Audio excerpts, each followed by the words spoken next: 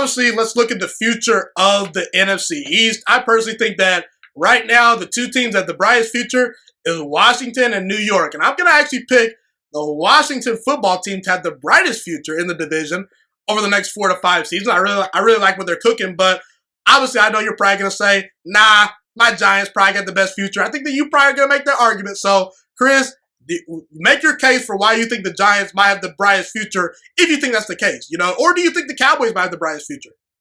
No, I definitely think it's either the Giants or Washington in terms of the next 5 years.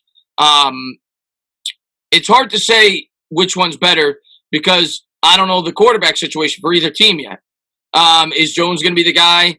And I don't know who Washington. So until either team figures out the quarterback situation, I can't conclusively answer who's got the better setup going long term. But I would say right now, though, yes, if I had to pick two teams that have the brightest future, it's those two teams for the fact of the matter that they got younger rosters. They've got more cap flexibility. You could definitely argue the Giants with the coach. Joe Judge is younger. He's energetic. He's got a much higher upside, in my opinion, than a guy like Rivera, who I love. I think Rivera's a really good head coach. But Joe Judge, he could be a complete miss still, but he could be the next great thing. We don't know yet what we have with Joe Judge. You can make arguments for either side. Washington definitely has a more established defensive line. The Giants, I think, have a closer to finished product on the offensive line. I think Washington still definitely needs to completely refurbish that offensive line. They need a quarterback. So I think both of them still have major question marks. But yeah, I think just because of age, cap flexibility, emerging talent that's getting better, second year for both head coaches, I think both of them are definitely trending towards where you want to be. And I think the Cowboys and Eagles are trending towards where you don't want to be. So I agree with you on that. I think they both have the brightest future. I'll give you my answer after next year when I see Daniel Jones' third year with the New York Giants and when I see what the Washington football team does at the quarterback spot. But they're definitely the top two.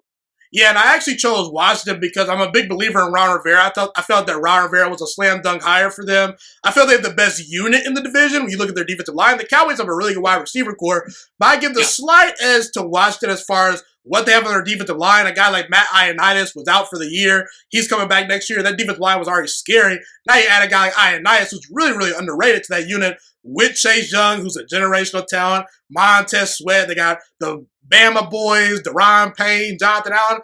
They got some guys on that defensive front. You look at a guy like Terry McLaurin. I think that he has special wide receiver written on him. I think that he's actually a younger version of Antonio Brown, but without the baggage.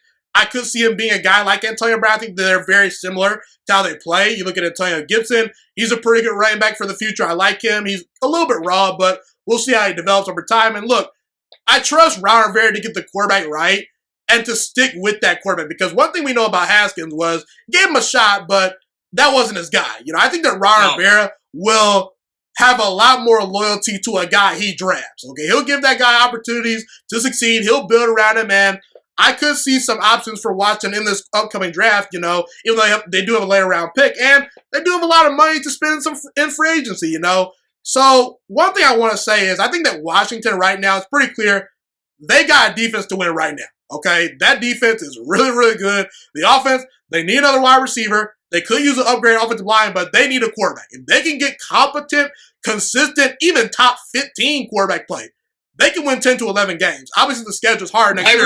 I agree with that. But here's a move. Here's a move I think they should make. Here's a move I think they should make. Matthew Stafford. I love that move for them. What would you think about that move?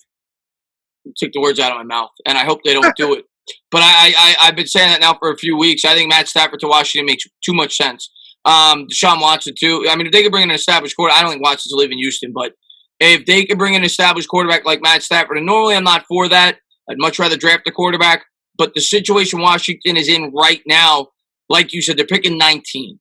You're not going to have an elite quarterback prospect at number 19. The top four are going to be off the board, and you have cap space. I think they're fifth in the league in cap space.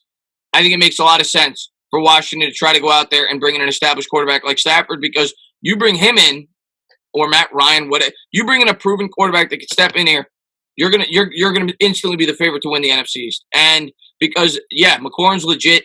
They definitely have I think Giants have a really good defense, but I'm still going to put Washington's overall defense above them. Giants are closer than I think people think, but I am going to give Washington the edge there on the defense just because of their front seven. And if you get a Matt Stafford, he instantly becomes the best quarterback in this division going into the year. You got Terry McLaurin. Gibson had 11 touchdowns this year. He's an emerging running back talent. The offensive line scares me there. If I'm a Washington fan, I think they need to shore that up this year. But, yeah, you get Matt Stafford, you're instantly a 10-win team next year. Yeah, and I think that Matthew Stafford's actually really underrated. He's been put in a horrible situation in Detroit over the past couple of years. Obviously, he's had some good weapons, but you look at the coaches that he's been dealt with, the defense's lack of a run game. I mean, it obviously doesn't help that you're in a division with Aaron Rodgers, but the Detroit Lions have been a mess, okay? They were Washington before Washington got good, you know what I'm saying? Like, it was Washington, Detroit, Jacksonville, these dysfunctional teams. I think that Matthew Stafford really deserves an opportunity to go to a team that's ready to win, that's ready to compete with a good head coach, and I think he can do some good things in Washington. So, yeah, that's definitely something that I would do if I'm the Detroit Lions, What do you think about Stafford? You think he's underrated? I like Stafford. I think Stafford is a fringe top 10 quarterback. I think people forget that the year before he was doing great. He only played 8 games. He got hurt. I think he had like 17 touchdowns or 18 touchdowns in 8 games with the Lions the year before.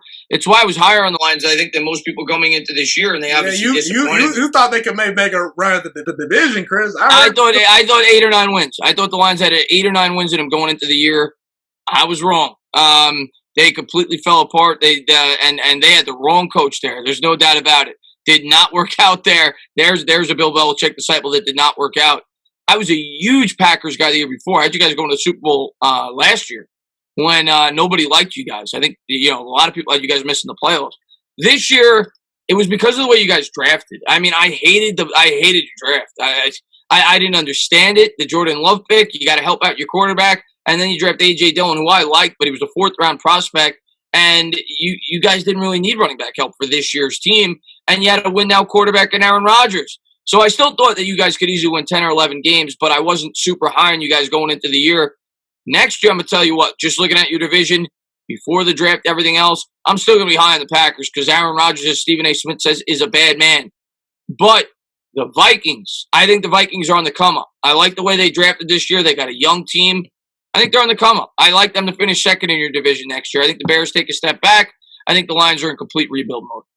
Yeah, Minnesota's definitely got some young talent. We'll see, but thank you so much for watching this video today. Please also note that the Juice Alert Sports Podcast is not just a YouTube channel. It is available on all podcasting platforms, including Spotify, Google Podcasts, iTunes, and Apple Podcasts. Also, if you enjoyed this video, be sure to like, comment, subscribe, and share this content with all your friends. This podcast is my favorite thing in the entire world right now. It is my passion. And I want more people to listen to this podcast. I really want this podcast to grow. Also, a fun fact about me is that I want to go into the sports broadcasting and media world once I graduate from the University of Toledo, a college in Northern Ohio. I am looking to become one of the next great sports broadcasters and analysts out in the world. And I potentially would like to start my own network if this podcast really truly grows. Or if I fall short of that goal, I would love to work for a big-time network like ESPN or Fox Sports 1. I am open to all networks. So if you believe in my dreams and you see or hear my passion through the screen, be sure to tell all your friends about the Juice Alert Sports Podcast. Stay motivated, you guys. Have a God-blessed day, and I'm out.